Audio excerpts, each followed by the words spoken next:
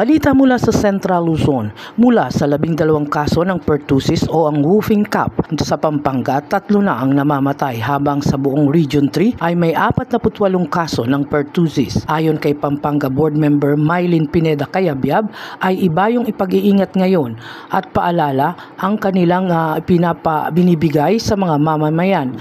Ayon sa DOH ay nakakahawa ang bakterya ng whooping cough o ang pertussis. Sa bawat pagtama nito, matinding ubo at lagnat ang nararanasan makalipas ang 10 araw na exposure nito mula sa may sakit. Payo ni Board Member Cayabyab na huwag muna at iwasan ang exposure ng mga bata para maiwasang mahawa dahil karamihan sa mga nahahawa nito ay mga kabataan.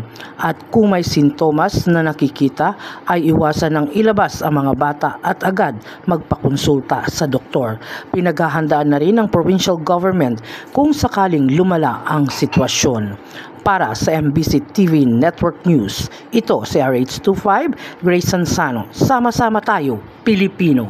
Patay na matagpuan ng isang government employee sa loob ng kanyang bahay matapos nagpatiwakal sa Purok 21 Manggahan, Barangay 76-A, Davao City. Kinilala ang biktima na si Imelda, 53 anyos, may asawa at empleyado ng gobyerno. Ayon sa report ng San Pedro PNP, nakatanggap ng tawag ang pamangkin mula sa anak na babae ng biktima na puntahan ang bahay ng kanyang ina para alamin ang sitwasyon. Sa pagpasok ng pamangkin, natagpuan na lang niya na nagpatiwakal ang biktima gamit ang shawl scarf. Kaya tumawag kagad siya sa 911. Sa pagresponde ng 911 ambulance sa SA05, sinubukan pa nilang iligtas ang biktima, ngunit idiniklara sa attending physician na si Dr. Domingo na patay na ang biktima alas 10:01 ng gabi. Samantala, wala naman nakitang foul play ang mga kapulisan sa nasabing insidente. Sa ngayon, nagpatuloy pa ang investigasyon ng mga otoridad patungkol sa nasabing insidente.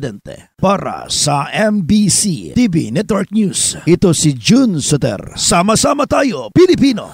Umabot sa 7 drowning incident ang naitala sa lalawigan ng Pangasinan sa paggunita ng Semana Santa, ayon kay Police Captain Renan de la Cruz, ang tagapagsalita ng PPO. Karamihan umano sa mga insidenteng naitala nalunod sa ilog at hindi sa dagat na nauna nang ipinagbabawal ng mga lokal na pamahalaan dahil na rin sumaigting na pagbabantay sa hanay ng kapulisan at pakikipag-ugnayan sa Pangasinan Disaster Reduction and Management Office o PDRMO, Department of Public Works and Highway at ng publiko na panatili ang kaayusan at seguridad sa lalawigan sa panahon ng Semana Santa sa kabila ng pagdagsa ng maraming mga bisita sa mga pook pasyanan. Sa kabuuan niya manageable ang naging pagdaraos ng Semana Santa sa Pangasinan. Dagdag pa ni De La Cruz na nananatili pa rin naka-heightened alert status ang hanay ng kapulisan sa lalawigan dahil na rin sa nalalapit na selebrasyon ng Pistay Dayat 2024 sa Mayo 1. Para sa MBC TV Network News, ito si Freddy Fajardo. Sama-sama tayo, Pilipino.